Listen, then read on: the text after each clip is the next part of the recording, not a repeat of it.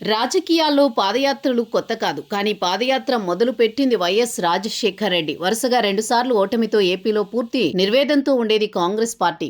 దేశంలో అయితే దాదాపు 10 సంవత్సరాలకు పైగా అధికారానికి దూరంగా ఉంది.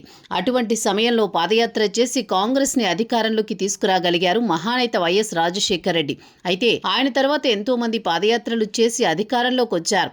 చంద్రబాబుతో పాటు జగన్ ఈ కోవలోకే చేరుతారు. తెలంగాణలో రేవంత్ సైతం పాదయాత్ర చేసి అక్కడి కాంగ్రెస్ పార్టీని అధికారంలోకి తీసుకొచ్చారు.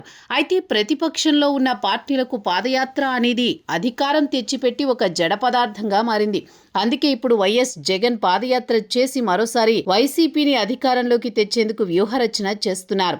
సరిగ్గా ఇటువంటి సమయంలోనే ఆయనకు తన సోదరి షర్మిల నుంచి పిడుగులాంటి వార్త వచ్చింది. గతంలో షర్మిల పాదయాత్ర చేశారు. వైసీపీ అధినేత జగన్ ఏర్పాటు చేసిన ఆయన అక్రమాస్తుల కేసుల్లో జైలుకు వెళ్లినా అయితే కొంతవరకు పాదయాత్ర చేసిన తర్వాత జగన్ రెడ్డి అరెస్ట్ జరిగింది. అటు తర్వాత షర్మిల పాదయాత్ర బాధ్యతలు తీసుకుని ఉమ్మడి రాష్ట్రంలో సుదీర్ఘకాలం పాదయాత్ర చేశారు. జగన్ లేని లోటు తీర్చారు. ఒక విధంగా 2014లో వైసీపీ 67 సీట్లు తెచ్చుకోవడానికి షర్మిల పాదయాత్రే కారణం.